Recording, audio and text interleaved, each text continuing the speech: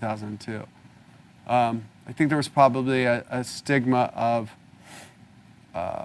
us not wanting to seem like we were trying to start another Guns N' Roses, or, and of course we wouldn't think anything like that, but there is a perception, and I don't think any of us wanted to even find out what that perception was. And so we kind of went off our own directions and did our own things. And in 2002, a friend of ours, Randy Castillo, passed away, the drummer for Ozzy Osbourne, and we were asked to play this benefit show at the Key Club in Hollywood to raise some money for awareness, and I believe to raise some money to pay for some of his funeral expenses.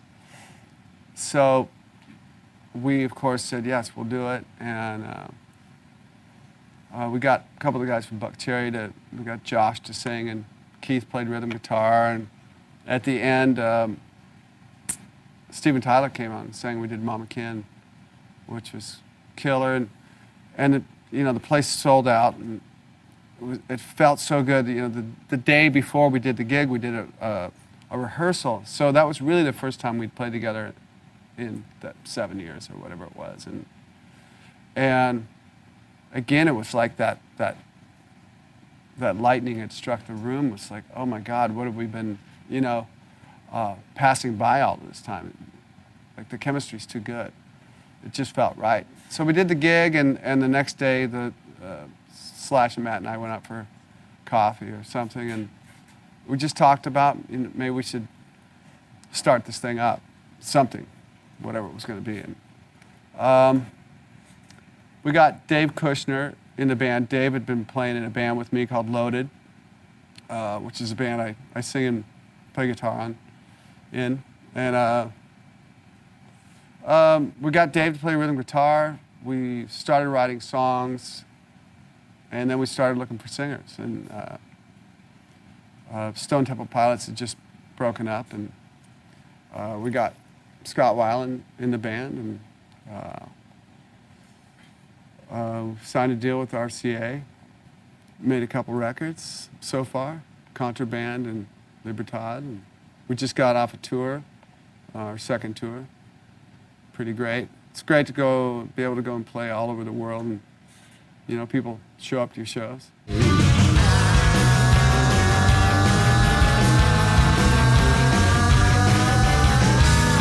As far as my gear goes, the bass guitars I use for the most part throughout a whole set and recording are the Fender Jazz Specials. The first one I picked up was in '86.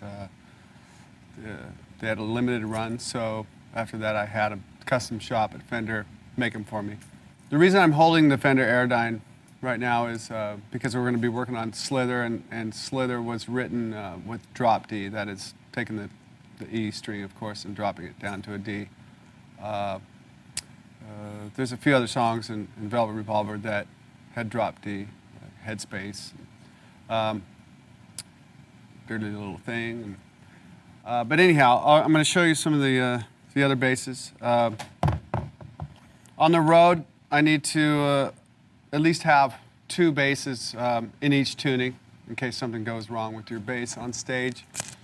I sweat a lot on stage, so sometimes I'll throw the wireless pack. I'll short it out with sweat, and that happens a lot. It's not just me.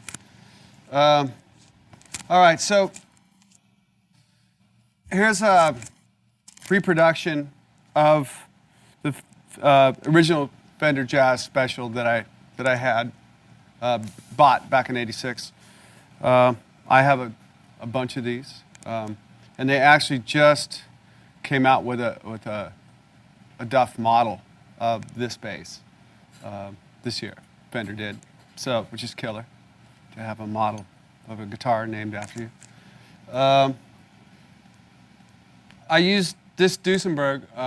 There's a couple ballads, and also Velvet Revolver does a cover of Pink Floyd's "Wish You Were Here" that I use on, and I actually play not with a pick. I play with my fingers. Also, you'll see that we filled in some of the hollow body-ness of this thing with some foam, so it doesn't feed back so much on stage. I also play acoustic guitar on Patience when we do that song live. Yeah. All right. So over to my rig. I've used Galen Kruger since I could afford to buy anything, and that was back when Guns N' Roses got our record advance, and really kind of dumb luck would have it that they had a GK 800RB at this Guitar Center that I walked in the day I got my check, and it was the first amp head that I plugged into. That became my sound, and of course now they have 2001 RBs. 2,000 watts of rock power, henceforth 2001 RB. Shure wireless, SPX 90. I'm not really much for effects. I've never used a ton of effects. There was a band called Mckagan that I saw in like 1980. It's a singer from the Buzzcocks band that he formed after the Buzzcocks, and the bass player used a chorus, or at least I deemed it to be a chorus with his bass, and it was the first time I'd ever heard that. And when Guns N' Roses started, and when I started playing bass again, I got a chorus pedal, and I used the fuck out of it. I used it like on "Sweet Child of Mine," the top of that song. I used it on a lot of like "Rock a Queen." But it's not something, I don't really rely on effects. I could play the songs with the effects or without it. The part doesn't depend on the effects so much. Okay, so as far as distortion and bass playing go, as I said, I don't rely on effects to write my parts for me, and you shouldn't, like, well, do whatever you want to do, but relying on effects and so on and so forth is not going to help further along your bass playing at all. So, in my opinion, effects are a good thing to use to enhance a part you've already written, but I'm not one to tell you how to do anything. So, this MXR distortion, El Grande, by Dunlop is killer. I've used it in the studio a bunch. Live, I'll just use, Galen Kruger has helped me out with my distortion sound and put sort of like their stock distortion in these heads. So you just use it on the B channel, and it's great. You dial that in, and you're rocking. Cabinets,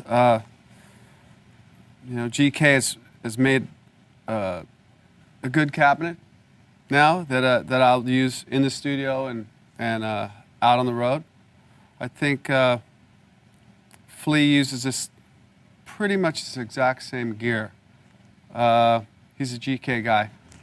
And strings, I've used Rotosound strings since really I've started playing. Even the pick I use a Dunlop, I think 71, which is lighter than like the guitar pick Slash uses. It kind of gets that sort of like fingernail pluck on the string. The Rotosound strings I found really help me attain that sort of round, grindy funk sound.